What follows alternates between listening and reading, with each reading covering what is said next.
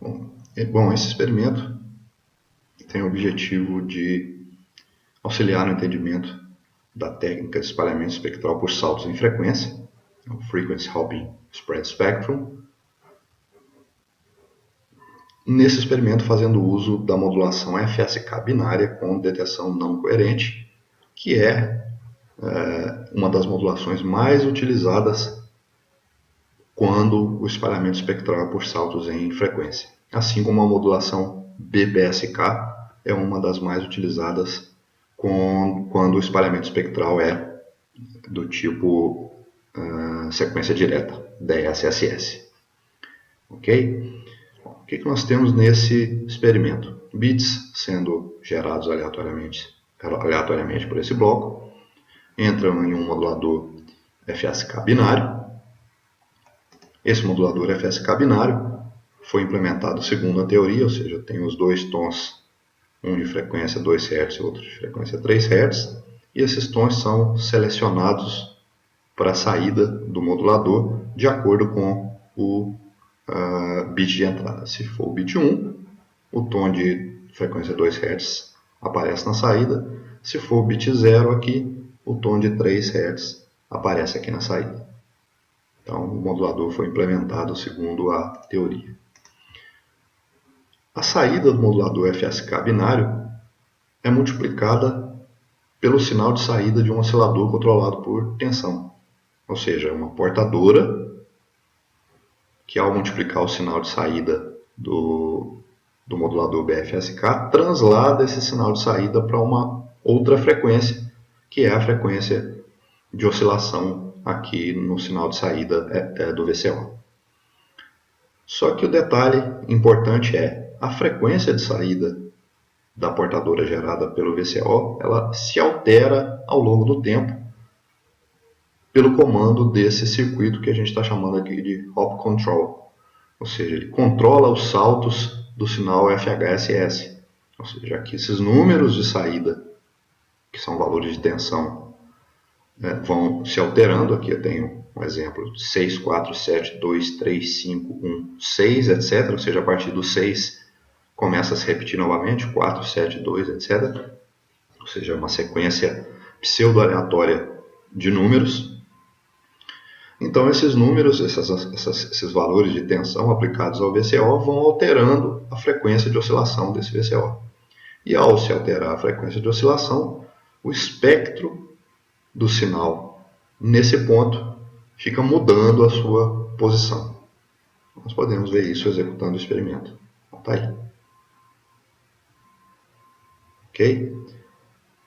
Dá para perceber então que nós temos um sinal que fica saltando a sua posição espectral, que é a característica intrínseca do sinal espalhado Frequency Hopping. Então a gente percebe que instantaneamente o sinal é de banda estreita, o sinal é FSK binário.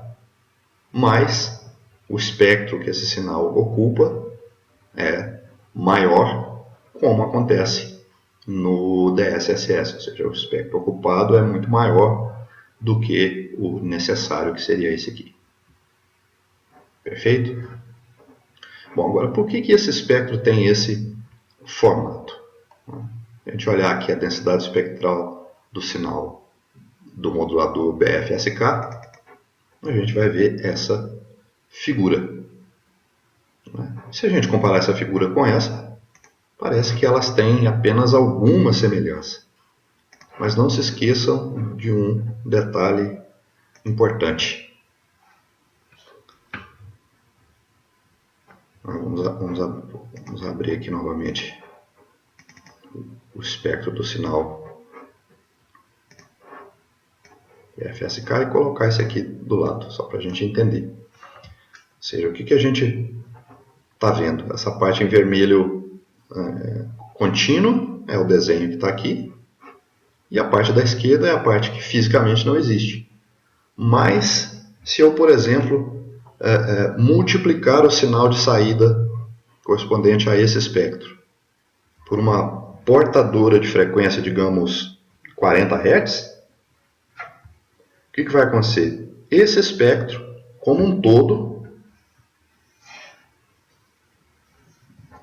vai ser transladado para cá. Ou seja, qual é o espectro que eu vou ver aqui, aproximadamente?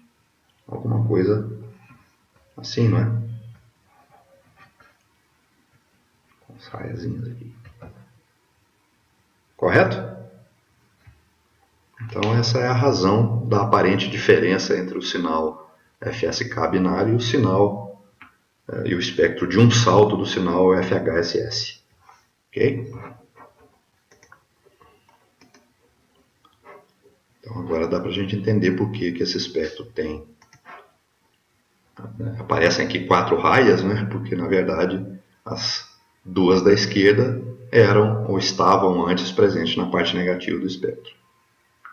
E depois de fazer a multiplicação pelo sinal de saída da VCO, elas passam a existir. Então cuidado, esse sinal não é um sinal 4FSK, é um sinal 2FSK. Agora, tem um outro detalhe importante também. Esse sinal 2FSK ele está centrado em torno de 2,5 Hz, ou seja, modulação BFSK tem frequência central de 2,5 Hz, que é o valor intermediário entre esses tons de frequência 2 Hz e 3 Hz. Então dá para perceber que a média aritmética entre 2 e 3 é 5 dividido por 2, que é 2,5 Hz, ou seja, a frequência central do espectro FSK, como a teoria nos ensinou, é a média aritmética das frequências dos tons. Ok? Muito bem. Então, o sinal frequency hopping, né, esse sinal, mudando aí a sua frequência de portadora, passa pelo canal AWGN, contaminado aqui com ruído. A gente tem a opção de habilitar ou desabilitar o ruído e configurar a relação EB por N0. E aqui a gente tem um gerador de de interferência de faixa estreita, onde a gente pode configurar a potência de saída do sinal interferente, de 0 até 2 watts. Então, como está em 0, não está tendo interferência. Vamos colocar aqui meio watt só para a gente ver a interferência aparecer no nosso analisador de espectro. Então está lá. O sinal frequency hopping é o vermelho e o azul é a interferência. Ok? Então, por enquanto, vamos manter a interferência desligada. Perfeito? Então, o sinal recebido é um sinal composto pelo sinal frequency hopping e a interferência, caso ela esteja habilitada. Então, desse ponto para a direita, eu tenho o receptor. Qual que é a primeira etapa do receptor? É a conversão do sinal recebido da frequência de portadora para a frequência de demodulação do sinal BFSK. O que nós vimos? Que o sinal BFSK está em torno de 2,5 Hz. Então eu tenho que transladar esse espectro, de tal forma que esse ponto aqui fique aqui em 2,5. Como que eu faço isso? Eu faço o que a gente chama de batimento com essa frequência central aqui desse espectro. Ou seja, se eu multiplicar o sinal recebido por uma portadora de frequência 40 Hz, esse sinal volta para essa posição. Vamos tentar parar aqui o salto em um outro ponto. Aqui, por exemplo. Se nesse instante eu multiplicar o sinal recebido por uma portadora de 25 Hz, esse sinal volta para a sua posição original, ou seja, volta também para cá. Ou seja, independente da frequência do sinal recebido, se eu fizer o batimento com a frequência de portadora correta, né, nesse exemplo, se eu fizer com 40, ele volta para cá. Se esse espectro tivesse em torno de 25, como nós estamos mostrando aqui embaixo, então se aqui fosse 25, né? e eu fizer a multiplicação lá no receptor por uma portadora de frequência 25, ele volta para a sua posição original. Ok? E é esse sinal na sua posição original que a gente vai aplicar no demodulador FSK. Okay? Então percebam que após o batimento, que a gente está chamando do sinal recebido com a frequência de portadora, veja que nós estamos pegando a frequência de portadora do transmissor.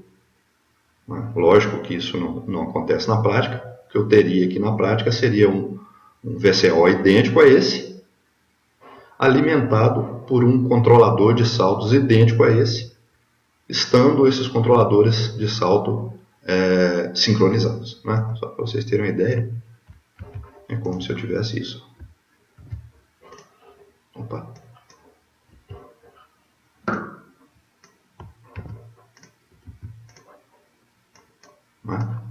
Na prática, essa seria a implementação do receptor. Ou seja, esse controlador e esse controlador teriam, obviamente, que estar em sincronismo para que a frequência de portadora usada na transmissão seja idêntica à frequência de portadora usada na recepção a cada instante. Certo? Esse é o sincronismo que deve ser feito num sistema frequency hop. Okay?